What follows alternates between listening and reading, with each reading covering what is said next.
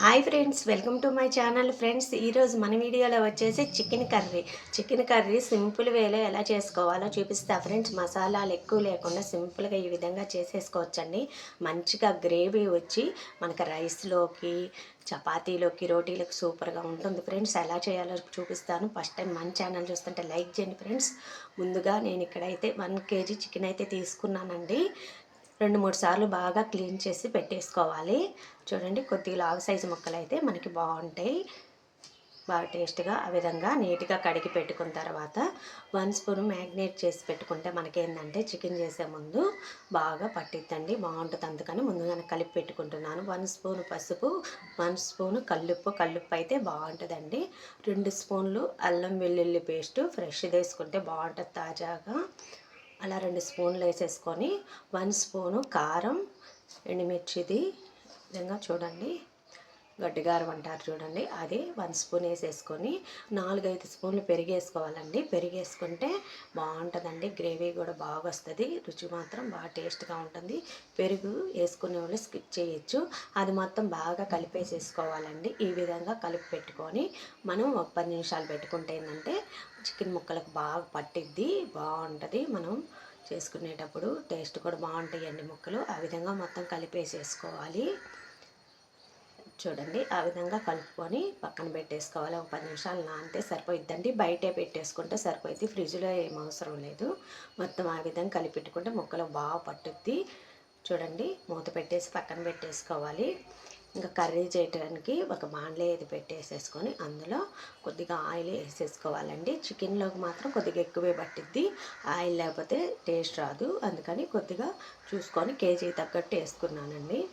ఆ విధంగా వేసుకున్న తర్వాత ఆయిల్ ఎక్కినాక ఓన్లీ చెక్క మొగ్గ ఉంటుంది చూడండి, అదొకటి వేసుకుంటే ఏంటంటే మనకు మంచిగా టేస్ట్ ఉంటుంది. ఆ విధంగా అవి వేగిన తర్వాత ఒక 4-5 సన్నంగా కట్ చేసుకున్న ఆనియన్స్ ఆ విధంగా వేసేసుకోవాలి. చూడండి, ఆనియన్స్ వేస్తున్నాను, ఇంకేం వేయలేదు, టమాటాలు ఏమీ చేయలేదండి. అలా పచ్చిమిర్చి కూడా అలా కట్ చేసుకొని 4-5 వేసుకున్నానండి. కర్రీలోకి పచ్చిమిర్చి వేసుకుంటే బాగా మంచి టేస్ట్ ఉంటుంది. ఆ విధంగా ఎర్రడాలుగా వచ్చిందాక వేయించుకోవాలి అవి. చూడండి, ఆ విధంగా టమాటా వేస్తే టేస్ట్ మారిపోయిద్దండి. ఇవి 2 ఎర్రడాలుగా వచ్చిందాక వేయించుకోవాలి. అలా మూత పెట్టేస్తే జస్ట్ మగ్గిపోతాయండి, మాడకుండా. ఆ విధంగా వచ్చిందాకైతే సరిపోయిద్ది. చూడండి, విధంగా ఎరడాలుగా వచ్చిందాక వేయించుకుంటే ఏంటంటే ఉల్లిపాయలు కొద్దిగా మగ్గితే ఏంటంటే చికెను మనకి బాగుంటుందండి టేస్ట్. ఆగి విధంగా వేగిన తర్వాత 1 స్పూన్ అయితే అల్లం వెల్లుల్లి పేస్ట్ వేసుకోవాలండి. దాంట్లో ఆనియన్స్కి బాగా పట్టిద్ది అండి. 1 స్పూన్ వేసుకొని కొద్దిగా కల్లుప్పు వేసేసుకోవాలి. కల్లుప్పు సాల్ట్ కంటే కల్లుప్పు టేస్ట్గా ఉంటుందండి చికెన్లోకి. ఆ విధంగా పచ్చివాసన పోయిందాక మొత్తం వేయించుకోవాలి. అల్లం వెల్లుల్లి పేస్టు ముక్కలు బాగా పట్టి పచ్చివాసన పోయిందాక వేయించుకోవాలండి. మాడకుండా ఆ విధంగా అయితే ఆనియన్స్ ఆ విధంగా అయితే బాగుంటాయండి. మాడితే టేస్ట్ మారిపోయిద్ది. మనం మ్యాగ్నేట్ చేసి పెట్టుకున్న చికెన్ని ఈ విధంగా వేగిన తర్వాత మొత్తం దాంట్లో వేసేసుకోవాలండి. చూడండి, అంతా దాంట్లో వేసేసుకొని మనం మొత్తం కలిపేసేసుకోవాలి. కలుపుకొని పెట్టుకుంటే చికెన్ బాగా మగ్గిద్దండి. చూడండి, ఆ విధంగా మొత్తం కలిపేసేసుకోవాలి ఆనియన్స్ పట్టిందాక. ఇలా కలిపేసుకుంటే ఏంటంటే మనం ఆనియన్స్ దాంట్లో ఉన్న ఫ్లేవర్స్ మొత్తం ఊరి చికెన్ ముక్కలకు బట్టి బాగా ఉంటుందండి.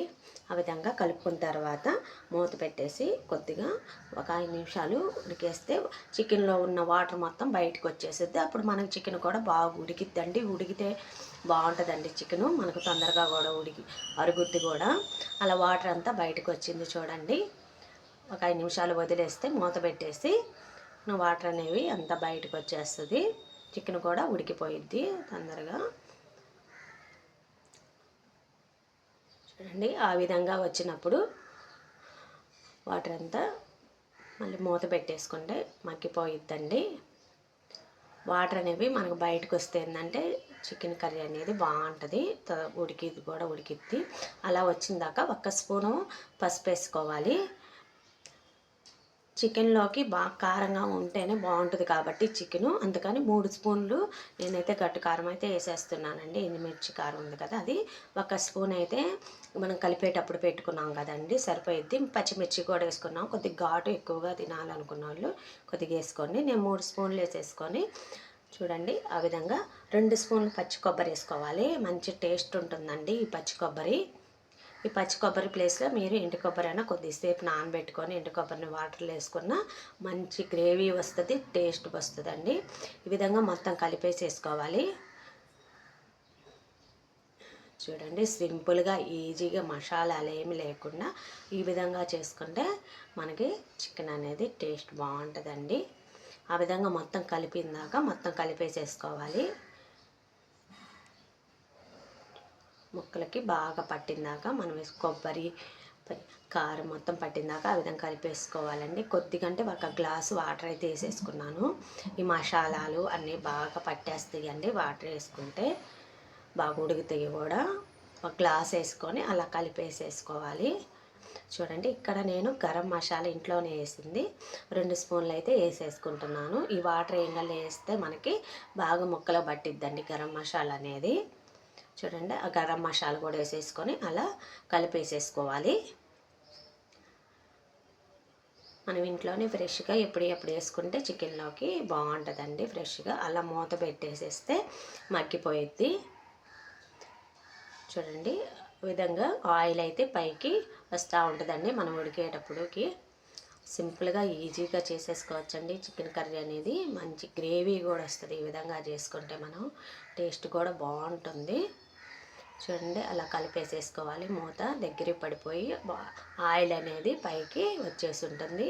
ఆ విధంగా ఉడికిపోయినప్పుడు ముక్కది పట్టుకొని మెత్తంగా ఉడికిందో చూసుకొని లైట్గా కొత్తిమీర వేసేసుకొని కలిపేసేసుకోవడమేనండి. సింపుల్గా ఈజీగా ఈ చికెన్ కర్రీ అయితే మీరు ఇంట్లో వాళ్ళకి ఎంచక్కా చేసి పెట్టుకోవచ్చండి. చాలా చాలా టేస్ట్ ఉంటుంది ఈ విధంగా చేసుకుంటే కర్రీ అనేది. అలా కొత్తిమీర వేసేసుకొని అలా తిప్పేసేసుకొని మనం పెట్టుకొని ఇంకా తినేసేయటమేనండి. సింపుల్గా ఈజీ ప్రాసెస్లో మసాలాలు ఏమి లేకుండా గ్రేవీ బాగా వచ్చేటట్టు ఈ విధంగా మీరు కూడా ట్రై చేయండి ఫ్రెండ్స్. ఇంట్లో ఎలా వచ్చిందో కామెంట్ చేయండి, లైక్ చేయండి ఫ్రెండ్స్. మన ఛానల్ని సబ్స్క్రైబ్ చేసుకోండి ఫ్రెండ్స్.